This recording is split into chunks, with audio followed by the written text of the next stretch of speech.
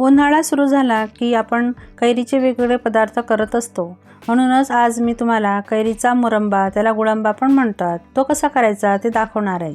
नमस्कार, मनीषा टेस्टी रेसिपीमध्ये तुमचे सर्वांचे मनापासून खूप खूप स्वागत. आज मी तुम्हाला आंबट गोड चवीचा, मस्त रसरशीत, वर्षभर टिकणारा मुरंबा किंवा साखर आंबा कसा करायचा ते दाखवणार आहे. 1 किलोच्या प्रमाणात तो कसा करायचा आणि तो वर्षभर टिकवण्यासाठी देखील काही टिप्सही सांगितलेल्या आहेत. कमी साहित्यात झटपट तयार होतो आणि पहिल्यांदा जरी तुम्ही हा मुरंबा करत असाल तरी न चुकता तुम्हाला अगदी परफेक्ट तो जमेल. अशी सोपी पद्धत मी तुम्हाला सांगणार आहे. तेव्हा व्हिडिओ शेवटपर्यंत पहा आणि रेसिपी आवडली तर एक लाईक नक्की करा.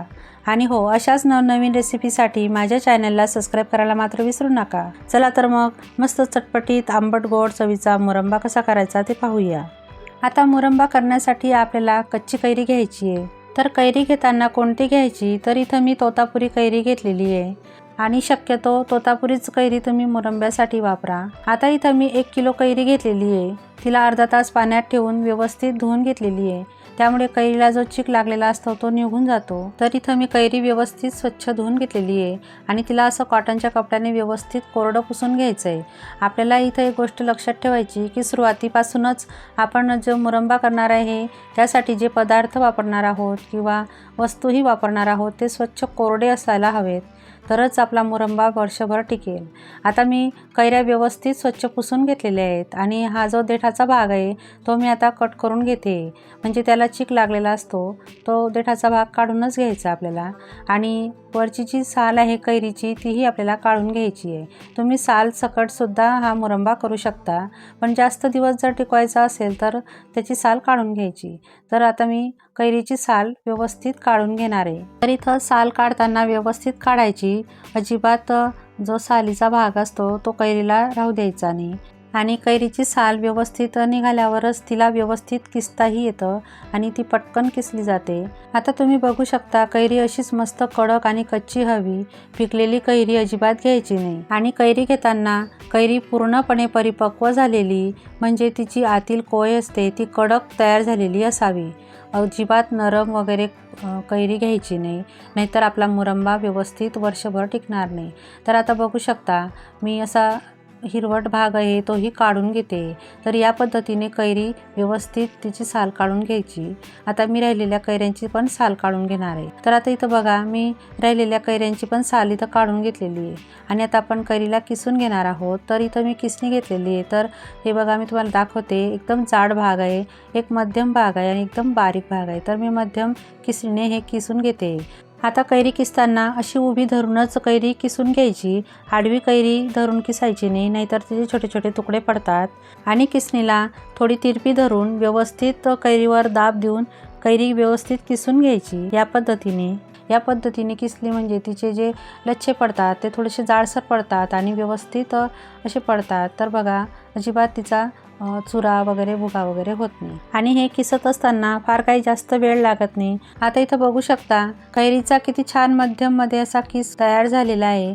अजिबात तुकडे वगैरे नाही आणि हा शिजवताना पटकन आणि एकदम परफेक्ट असा शिजला जातो. तुम्ही जर हा किस जाडसर ठेवला किंवा पाडून घेतला तर तो शिजायला थोडा वेळ लागतो.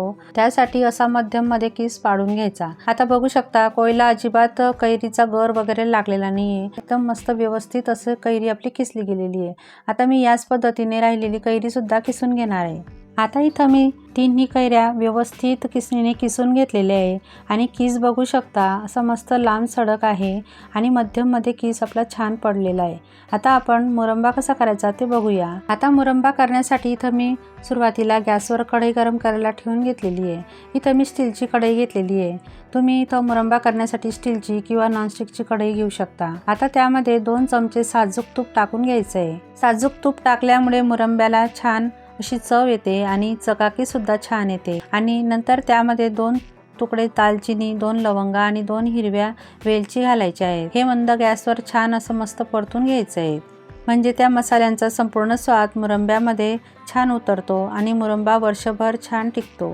त्यासाठी हे खडे मसाले थोड्या प्रमाणात तरी मुरंब्यामध्ये घालायचे. आता आपण कैरीचा किसलेला किस आहे तो एखाद्या वाटीने किंवा कोणत्याही भांड्याने मोजून घ्यायचा आहे. तर इथं मी 4 वाटी कैरीचा किस मोजून घेतलेला आहे. म्हणजे 1 किलो कैरीसाठी माझे 4 वाट्या ह्या कैरीचा किस भरलेला आहे, तो या कढईमध्ये टाकून घ्यायचा आहे। गॅस मध्यममध्ये करून हा किस छान 2 ते 3 मिनिटं परतून घ्यायचा आहे। कैरीत असलेला पाण्याचा अंश हा थोडासा कमी करून घ्यायचा आहे आपल्याला आणि साजूक तूप मसाल्यांमध्ये छान आपल्याला याला परतून घ्यायचं आहे। आता 2 ते 3 मिनिटांनंतर पाहू शकता कैरीचा थोडासा किस हा कसला गेलेला आहे, थोडा कोरडा पडलेला आहे। आता आपल्याला यामध्ये साखर घालायची आहे, तर साखर घालतानाही आपल्याला प्रमाण घ्यायचं आहे। आता इथं ज्या कपने किंवा वाटीने तुम्ही किस मोजून घेतलेला आहे त्याच वाटीने किंवा कपने निम्म म्हणजे अर्धी आपल्याला साखर घ्यायची आहे। म्हणजे 4 वाटी मी इथं किस मोजून घेतलेला, तर त्याला बरोबर 2 वाटी आपल्याला साखर यामध्ये टाकून घ्यायची आहे। आता इथं काही जण साखर घालताना बरोबरीमध्ये साखर घालतात, म्हणजे 1 किलो कैरीसाठी 1 किलो साखर घालतात। तर त्या पद्धतीने जर तुम्ही साखर टाकली तर तो मुरंबा खूपच गोड होतो आणि त्यातल्या त्यात कमी आंबट कैरी असते तर तो जास्तच गोड लागतो, म्हणजे त्याला कैरीचा आंबटपणा हा राहतच नाही। म्हणून मुरंबा म्हटला तर तो थोडासा आंबट गोड चवीचाच हवा, म्हणून कैरीचा स्वाद पण आपल्याला त्या मुरंब्यामध्ये यावा यासाठी कैरीच्या निम्मे साखर घालावी। आणि कैरी जर जास्तच आंबट असेल तर थोडी साखर जास्त वाढवून घ्यावी, म्हणजे अर्धी वाटी वर साखर टाकून घ्यायची। आणि हो, जर तुम्हाला साखरऐवजी गूळ वापरायचा असेल तर तुम्ही तोही वापरू शकता, त्यानेही खूप छान असा मुरंबा तयार होतो, त्याला आपण गुळंबा असं म्हणतो। आता बघा, सुरुवातीपासून साखर टाकल्यापासून ते साखर विरघळेपर्यंत आणि थोडासा आपला मुरंबा घट्टसर होईपर्यंत मला 7 ते 8 मिनिटं याला लागलेली आहे। मी मध्यम आचेवर याला छान असं शिजवून घेतलेलं आहे। आता बघा, आपल्या साखरेचा असा पाक तयार होतोय, म्हणजे आपण त्याला एक तारी पाक म्हणतो त्या पद्धतीचा आपल्याला असा पाक तयार करून घ्यायचा आहे। त्याच्यावरती आपल्याला पाक शिजवायचा नाही किंवा आपल्याला मुरंबा शिजवायचा नाही, नाहीतर तो मुरंबा जास्त घट्टसर होतो आणि थंड झाल्यावर एकदम कडक असा होतो। तर तुम्ही बघू शकता आपला मुरंबा किती छान मस्त रसरशीत झालेला आहे।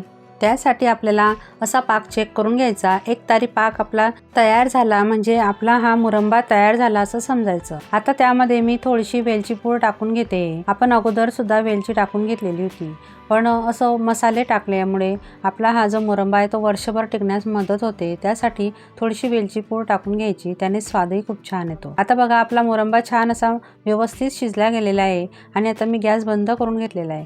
आणि आता ह्या मुरंब्याला मी अगदी पूर्णपणे थंड करून घेणार आहे आणि थंड करूनच त्याला एखाद्या काचेच्या बरणीत किंवा एखाद्या एअरटाईट कंटेनरमध्ये भरून घ्यायचं। आणि हा मुरंबा शक्यतो काचेच्या बरणीमध्येच भरायचा, प्लास्टिकच्या वगैरे भरायचा नाही, नाहीतर तो खराब लवकर होतो। तर काचेच्या बरणीला व्यवस्थित स्वच्छ धुवून घ्यायची आणि व्यवस्थित कोरडी करून घ्यायची आणि मगच मुरंबा भरायचा, तर तो व्यवस्थित वर्षभर टिकतो। तर ही महत्त्वाची गोष्ट लक्षात ठेवायची। तर बघा, आता मुरंबा थंड झाल्यानंतरही तुम्ही बघू शकता किती छान त्याचे टेक्स्चर आलेलं आहे, एकदम छान रंग आलेला आहे, एकदम रसरशीत असा आपला हा मुरंबा तयार झालेला आहे, अजिबात कोरडा वगैरे नाही।